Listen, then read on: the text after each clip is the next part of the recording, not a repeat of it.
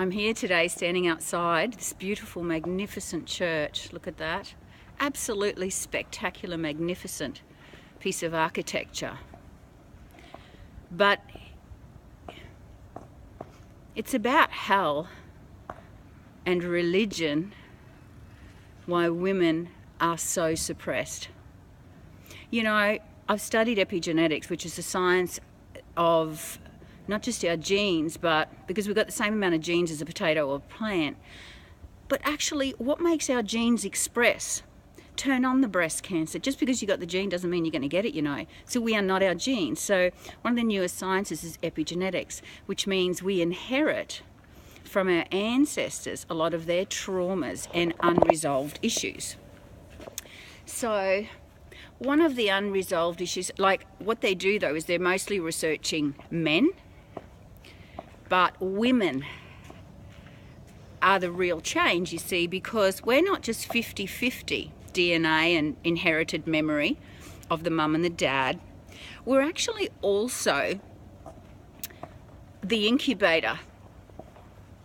Just like when they thought they were studying the genes, right, the actual DNA.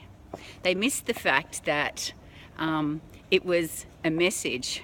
So they were washing off the spool that they took the DNA off so that they could read the DNA, because men like to measure things, and science was a man's world and still pretty much is, even though there's a lot of female scientists, they're trained by men. So everything has to be measured, but their mere measurement tools mean, for example, a lot of the female studies we read about are actually the results of boy mice that were castrated at birth. Now, this is a fact. This still happens today in 2017, that a lot of tests are actually the female results that you read about, that your medications were tested on, are in actual fact mostly tested on male mice castrated at birth, called then the female subject.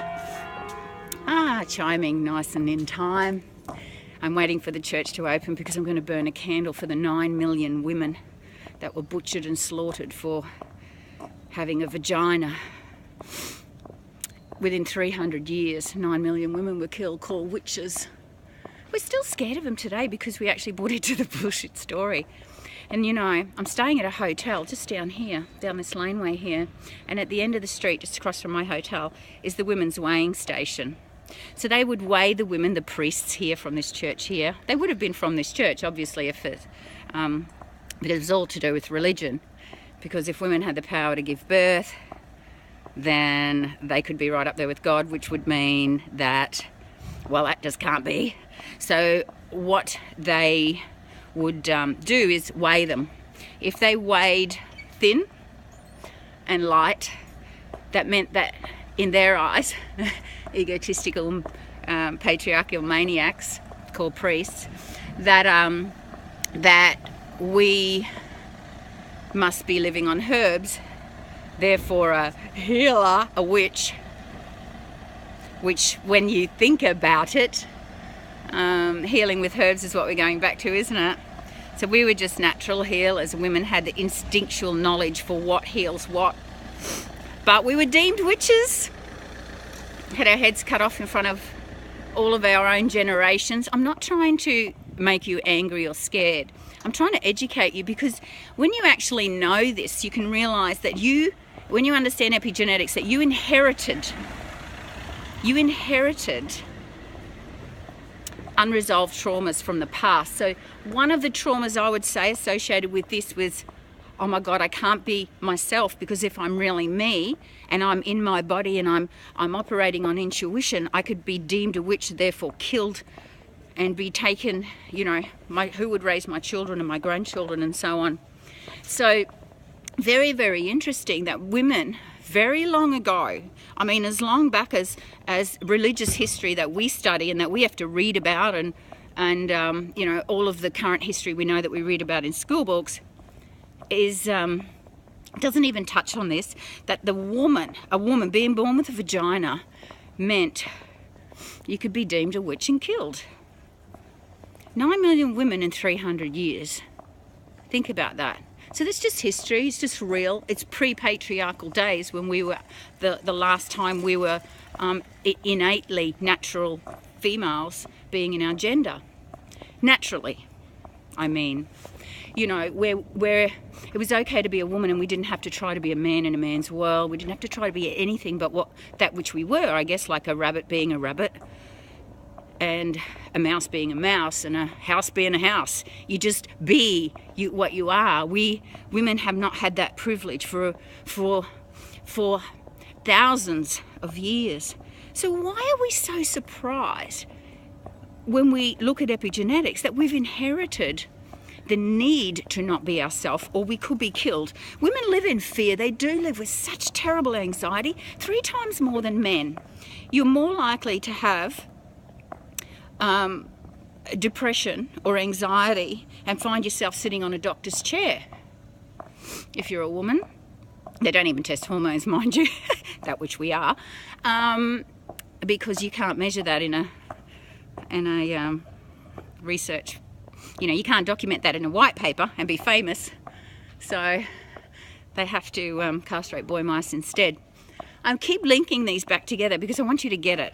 I'm hoping you get it, because this is why I created Creatrix. It's a process that disconnects you from your inherited suppression. I know it sounds corny, but we're just getting crazy results. We're getting women that get their periods back that haven't had period for more than 5 years. We're having women ovulate that could never ovulate. We don't make any claims health-wise, but what I'm saying, it seems to be that we're bringing back the innate capacity that women have when they're fully allowed to be themselves, because we take that suppression out. They don't doubt who they are. They know who they are, and it's a beautiful thing. And we've got to do this. We have to take this to the world. And now I'm not trying to sell you something, because I don't really care whether people believe the power of Creatrix, because I've got it, proofs in the pudding.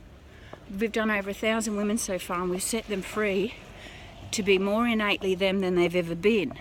So this is because of a lot of my research on this stuff. You've got to understand, epigenetics is real science. There's a university in every capital city of all over the world. But they really, even when the evidence presents itself, they're still testing. They're not understanding the power of the woman, or why they would want to study the incubator. We are passing on the inherited shit through the feed tube into the young. We're not 50-50, mummy and daddy. We're 50 plus the entire incubator that takes the one cell that comes together from the 50-50, divides it into the 10 to 100 trillion cells that know to have the knobby knees or the green eyes like great-grandma 422 years, generations ago. But also to bring through the traumas. I don't know if you've noticed, but I'm a 3rd generation domestic violence, and you know, my children were 4th generation sexually assaulted as children. Actually, none of us escaped. They say 1 in 3 to 5 women will cop child sexual abuse, but seems to be none of us got away.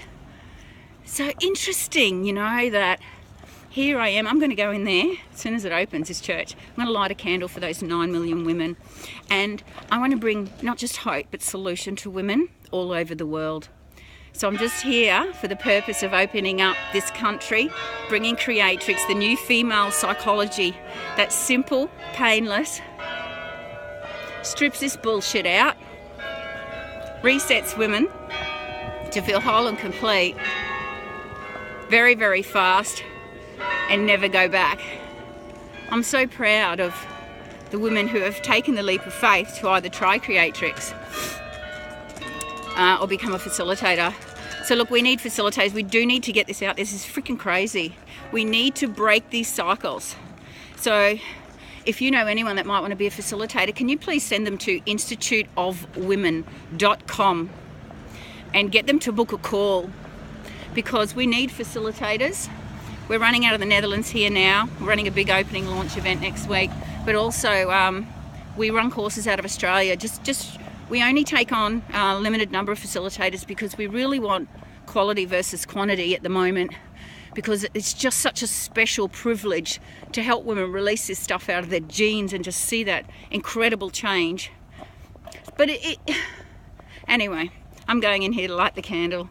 I love you and leave you with that. Please don't take this on as a negative message, but just take it on as hope, that there's hope, there's solutions, and that it is the era of the woman rising back, not becoming something she's never been, but regaining herself back in her purest innate way of being that which she really was born to be, and that which she was really created to be. The magnificent creature who is emotion and who produces life inside of ourselves. We can grow a brain inside of our body while running a brain. It's pretty freaking powerful. And so we need to get our natural way back. So here's to women all over the world. # setting women free.